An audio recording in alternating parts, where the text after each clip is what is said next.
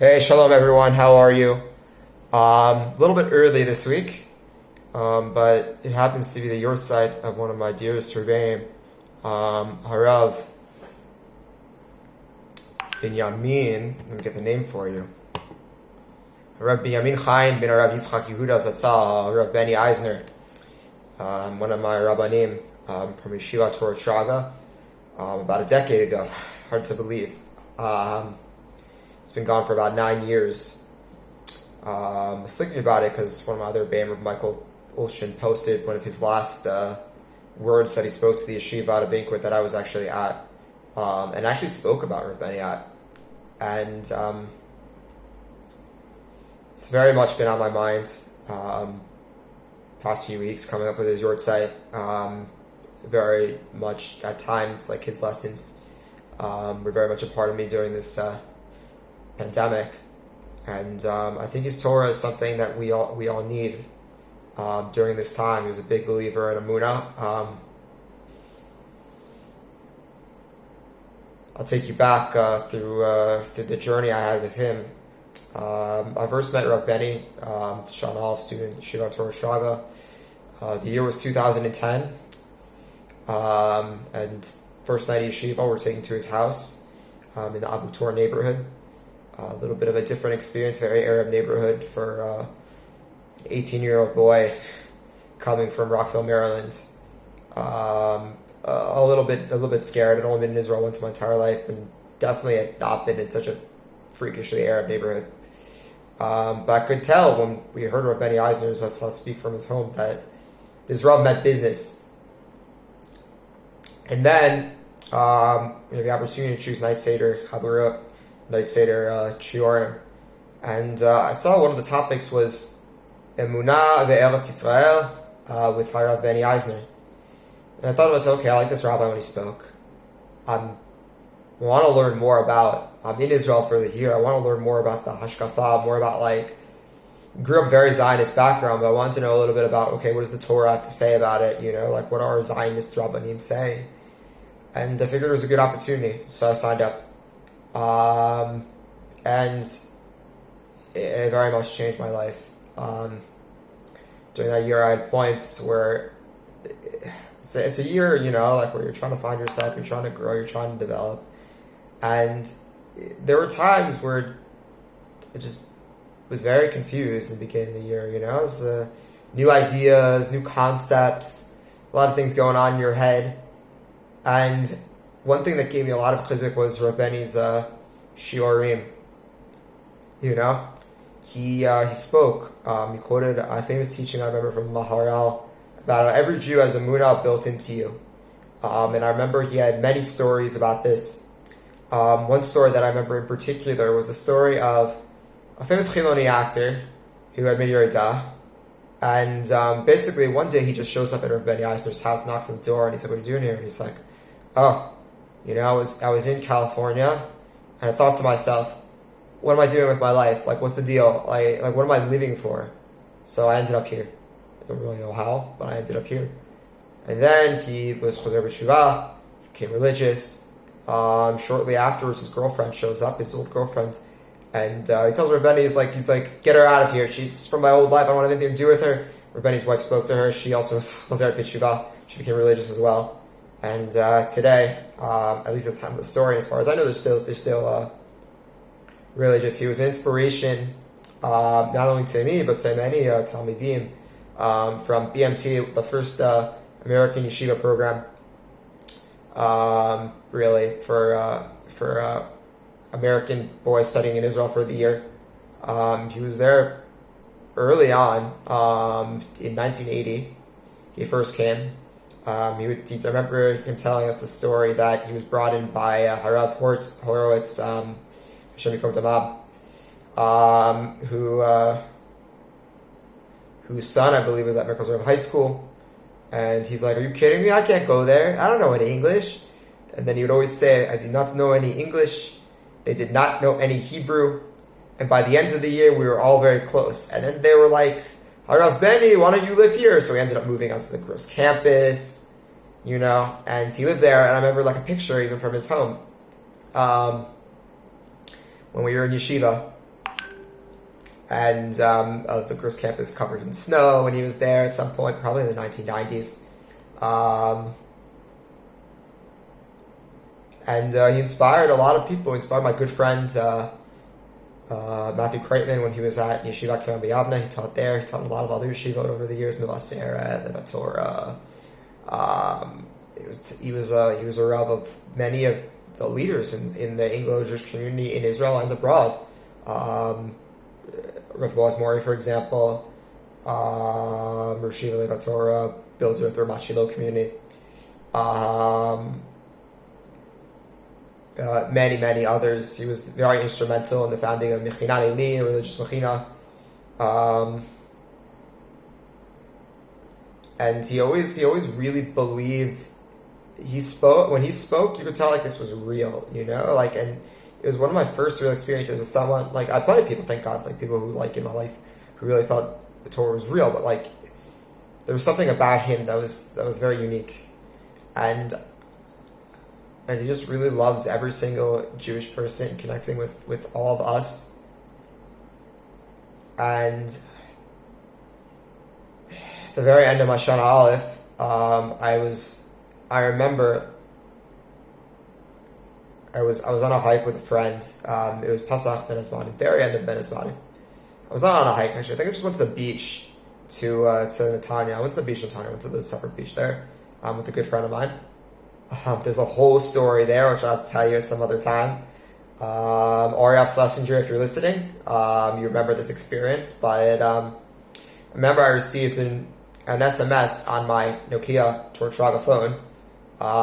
For those younger folk listening, once upon a time we didn't have these smartphones from Golan. We had these little phones, and the most sophisticated thing you can do with them is play this game Snake. That was the most thing you can do for Bittelspot on it. And you got bored of that very quickly. So, but I received this Torah Shirago test that Rav Beni Eisner is sick with cancer. It was very, very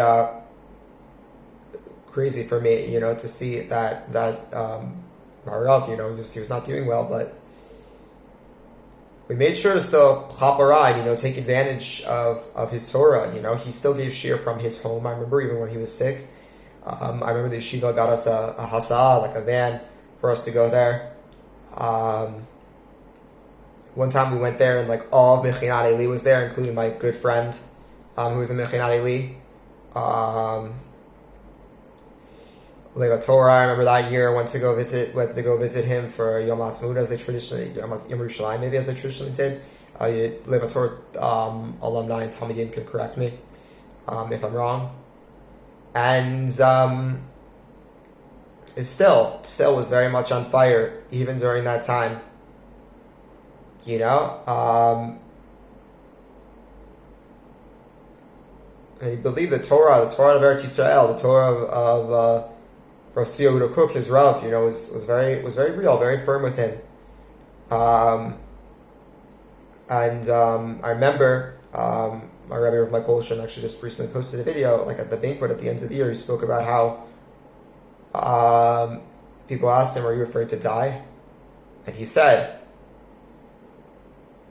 "Listen, are you afraid to see your parents?" He turned to everyone in the yeshiva who was going back to the United States or Canada at the end of that year in just a few weeks, a few days. I think it was like 2 days before the yeshiva, and he said, "I'm not afraid to." He was a little bit scared, but he's like, I'm afraid to meet my Father in heaven. And it was so powerful. That's the way he viewed like moving on for something so scary, something so unreal in his life. And then I went back to YU. Did not do Shana Bet. I wanted to do Shana Bet, but it didn't work out for different reasons. That's another story. Maybe I'll get to that at some point. I was back in YU, and I was always updated on what was happening with Rav Beni. Davening for him very, very strongly. I heard he had gone back to Torah Traga for a few times here and there. He was doing a little bit better, thank God. But I think he was in it from what I remember, he was in and out of the hospital. And then it was one Shabbat at the beginning of Mar Cheshvan. That morning, a friend of mine even added him to a Mishaberach in the Zeisman 101 minyan, which I was tried to be very involved with. My Rebbe Rav Reichman was very much a player in that minyan. For those of you who know some things about YU, the Zeisman 101 minyan was the original minyan in the old Beit Midrash, official Beit Midrash, depending on what time period you were in YU at. You know what I'm talking about. And there's some solid old timers. It was the Minyan Sephard, and I remember someone also who said we were connected from Englewood, said to be Shabbat for him.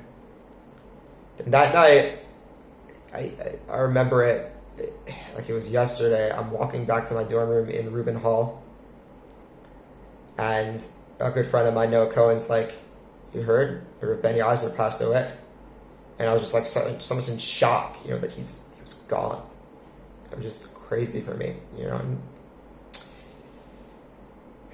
But we have to remember, the lessons that he shared with us, and going back to that lesson from the Maharal, then every Jew, we have this Amunah within us, and we're very important for these next few weeks.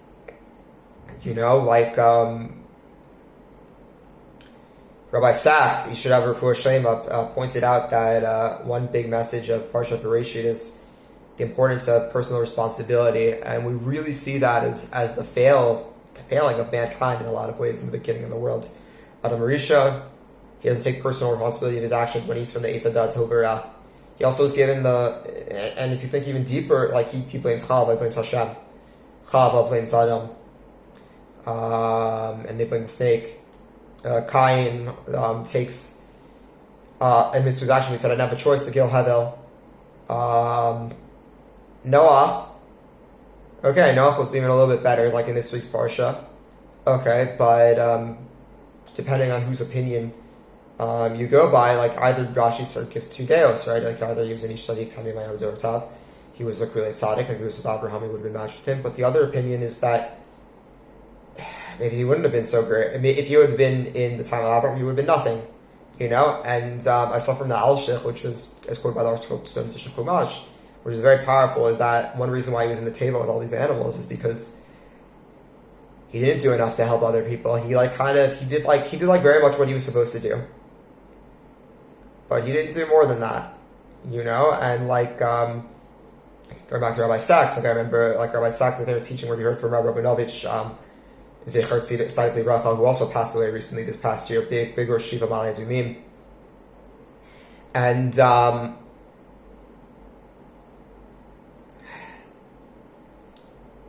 Noach didn't do that part. He didn't really necessarily work hard enough maybe to really do enough. But Avram really worked hard, and so Antiwa Shalom points out Olam Chesed Yibaneh, from the Avot is really begin. The world is really built on Chesed. We have the tremendous opportunity to really help other people, really bring other Jews close, really connect to Jews and our fellow humanity, which is what Rav Beni Eisner did. There was a story when his daughter was sick and he went back to go to Boston.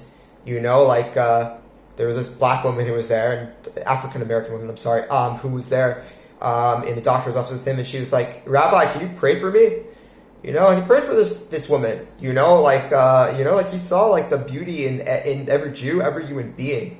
He saw obviously the moon on every Jew, and then he saw the Tzelem Elokim, which we talk about this, the image of God that we're all created in, and again, that lesson that God is always with us, which is especially important during this time when the world is a crazy, crazy place. There's a crazy pandemic going on, and we have to take his lessons to heart. We have to first of all realize that there's a God in the world. He's watching over us. That we can't. That we're not like that bad guy in James Bond. We're not like I'm invincible. We're not like that dude. If you know what I'm talking about, for the James Bond fans out there, there's something greater out there that we can't understand, and we're partners with God, and we have a lot of power. Thank God we have a lot of medical innovation, but there's so much we don't know, and we're very limited. But at the same time, we're also created in the image of God, and we have to see the beauty of other people, and we have to be like God in Tato Deo, to use the Latin that Rav Soloveitcher was very famous for using. And we have to see that beauty in every Jew and every human being that Rav Beni Eisner saw. and really work to really help other people. I was talking to my father, Shlita, a few weeks ago, about how he was at a slichot, and someone was talking about all we have is Torah and Hashem, and this guy's partially right, but he was saying, no, we can also do a lot to help other people. It's that aspect of Olam Chesed Yipaneh. It's that Avram Avinu within all of us. It's that Rav Beni Eisner, those lessons of Rav Beni Eisner that we can all internalize, and really be there for our fellow Jew, our fellow human beings, and not be like that opinion of Noach, like that view of like the negative view of Noach, or Adam, not fail like in lacking personal responsibility or lacking responsibility for other people. We can do tremendous things during this time. We can really help other people. And again, like I mentioned in the past, by putting on a mask, by staying at home, and even like watching Netflix, you would save like 1,000 people's lives. Pretty crazy, So those are just the lessons, a little bit of Parshat Noach lessons, a little bit of some stories from my great Rabbi Harav Beni Eisner, Ben Rav Yehuda Zatzal. His memory should be a blessing for all of us. For those who knew him, we were blessed. Thank God. Like my year in yeshiva was in Torah Tribe. It was the last year to really experience it in full force. And those who were in my Amunah in Eretz Yisrael really got the opportunity. My good friend Michael Kornblit had a tremendous chavruta with him. And I know it really impacted him too. If you're listening, Michael, hi. Sorry, I've been in touch. And I hope everyone enjoyed. Have a Chodesh Tov. Have a Shabbat Shalom. I hope this month is a month of tremendous growth in the Emunah. And we call it Mar Cheshvan. That's the proper name of the month, not Cheshvan. Rav Weeder from YU should always make the point about that. But I hope it's not just a more. I hope it's not bitter. We say it's bitter time because there's no holidays, but I hope it's also a time of that's matoka. I hope it's a sweet time as well. So again, Rav Sachs or Chaim Kanievsky, the two Gedolim were not well there. Now they shut for Shlema. And my dear Rabbi, Rav Binyamin Chaim and Rav Yitzchak Yehuda, his neshama should have an aliyah in the next world, and he should go higher and higher and higher and higher. And we should all feel in the words of the famous Zemer that Eitan Katz, who just made Aliyah, shout out to Eitan Katz. Yoina ma'atzav ma'anoach v'sham yanuchu yegiyecho yoina ma'atzav ma'anoach Sham Yanuchu, V'sham Yanuchu, Yegiyecho, we shall have strength.